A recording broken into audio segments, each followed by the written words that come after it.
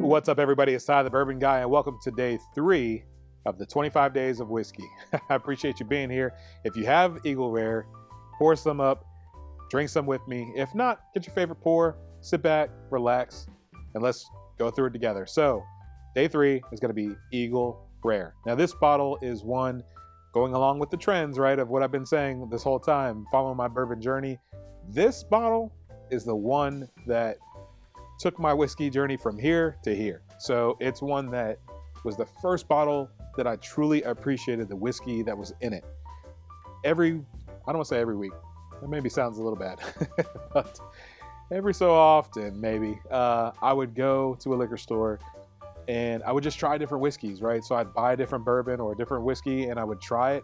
And then whenever I was done with that one, then I would, go back and just try something else. And I did that quite often. I got a chance to try a lot of different whiskeys that way. But when I got to this bottle, at that time, $30 just sitting on the shelf. But when I got to Eagle Rare, it was one that I tried and I was like, man, there's something different about it. And again, I don't know if it's the bottle, how elegant it looks. Just looks like a classy whiskey, right? But either way, when I got to this bottle, the flavor on it was amazing. By this point, I'm now able to drink whiskey neat and just really start to appreciate flavors.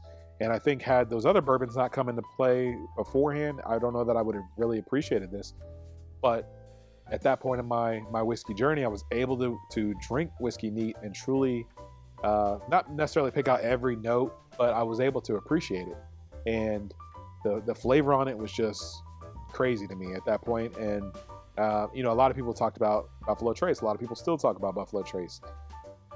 I know this is going to be controversial, but I feel like Buffalo Trace is highly overrated. It is a very good whiskey, yes. Is it the best whiskey out there, the way that people chase it and everything else? No, not in my opinion. I think there's a lot of great things out there, but that's for another video. Either way, right now, we're talking about Eagle Rare. So the first distillery I ever went to was Buffalo Trace, and that I got a chance to meet Freddie Johnson and to hear the passion and to hear how whiskey was made and just truly appreciate this product in this bottle.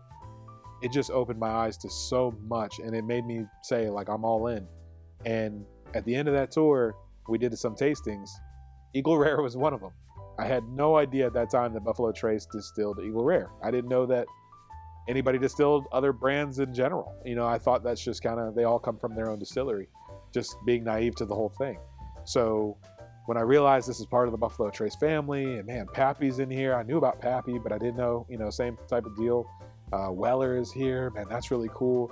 So timing this bottle up with, appreciating the actual whiskey inside the bottle, but then combining that with the passion and everything I saw at the distillery and learning about bourbon, that it has to be at least 51% corn, aged in a new oak barrel, all these different things. I didn't know any of this at the time.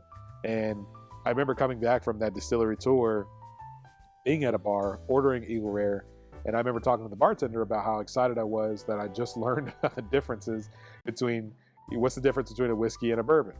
And the bartender, which is kind of sad, but the bartender actually said, well, it is the difference. I don't know what the difference is. So whether or not they were testing me, I don't know, but hopefully I passed. But either way, this particular one is a barrel pick. So I think Eagle Rare barrel picks can be hit or miss. I don't know that I probably can't ever say it's a miss ever, but I enjoy the blend probably more so than I do an actual single barrel. So for those not familiar, typically with whiskeys, you have a blend. So they're aiming for a certain taste profile or whatever it is, and they're mixing in, depending on the distillery, either hundreds or thousands or whatever it may be, barrels into this blending to accomplish that taste profile. When you pull out a single barrel, it's just that one barrel. So it's the same whiskey, sure, but it can be very different from what you're used to. So some are better than others. Still not a bad deal. If I ever see Eagle Rare at all, one, I'm buying it, and two, if I ever see a single barrel, I'm buying it. But can be different from your regular offering. So it's known for the grape on the nose. It's just, yeah, That grape note's always going to hang in there for me. The oakiness is there. It just brings me back. It just the same things that I appreciated back then, I appreciate now. And it makes me understand why I got into whiskey. It's so tough because with a lot of bottles that people hunt now, I try to tell them that it's not always worth that hunt, right? Like, you're doing all this, you're waiting in line, you're camping out at midnight, you're doing whatever, paying well over MSRP for a certain bottle, and it's not worth it. And so it's easy for me to say that on certain bottles. It's so hard for me because when I first fell in love with this whiskey, and when I would, recommend this to other people, it was readily available and it was $30 and you could just walk in and go get it. So now it's just tough. It's a soft place in my heart because I love this whiskey. Eagle Rare is a brand that I absolutely enjoy, and I can understand fully why everybody else does as well. But it just makes it so hard when it's not available. In some places, apparently, it's just sitting around. Maybe I need to move. I don't know. Get it together, Indiana. I would take this over regular Buffalo Trace any day of the week. I don't know. I understand, I guess, why people like Buffalo Trace. I'm not saying that, but the fact that I found this first and then went back to Buffalo Trace, which same whiskey, this is 10 years age stated. So I feel like this is where it starts to really get good, is at that proof, or not that proof point, but at that year of 10 years. Buffalo Trace itself, that whiskey just being on the younger side compared to this bottle, I just feel like there's a difference, and I feel like it's worth it to wait for that 10 year. Let's finish this one off. Cheers. Once again, Eagle Rare, fantastic bottle, but you didn't need me to tell you that. You already know that, right? Amazing bottle. I wish it was still as available as it was back then. But if you do ever have a chance to try it or to buy a bottle, definitely do. I don't know that it's worth some of the crazy prices that I've seen, but it is definitely one that I think is findable. You're not going to just necessarily walk into somewhere and just find it necessarily. You're going to have to hunt around a little bit, but I think it's definitely findable. And if you find it, go ahead and grab it. I appreciate you tuning in for day 3 of the 25 Days of Whiskey with me, Ty the Bourbon Guy. Hopefully you get a chance over the next few weeks to spend time with family and just, open up some of those bottles that you have been waiting for, some of those special occasions. I try my hardest to wait until I'm around family and friends to open up some of those bottles.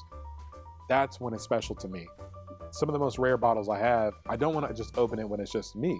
So I'm good with like JTS Brown or something like that, Wild Turkey 101 or a Rare Breed or Russell's or whatever it may be. I'm good with that.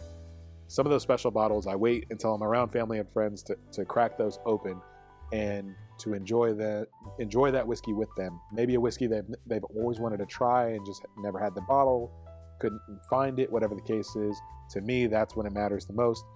And coming up on the holidays, this is what it's all about, is being around family and friends and enjoying that whiskey together.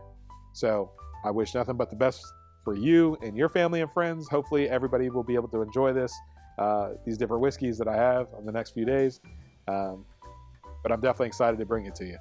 I appreciate you tuning in. And again, if you've been here this long, you might as well like, subscribe, do all the things. And I'll see you tomorrow for day 4. Cheers.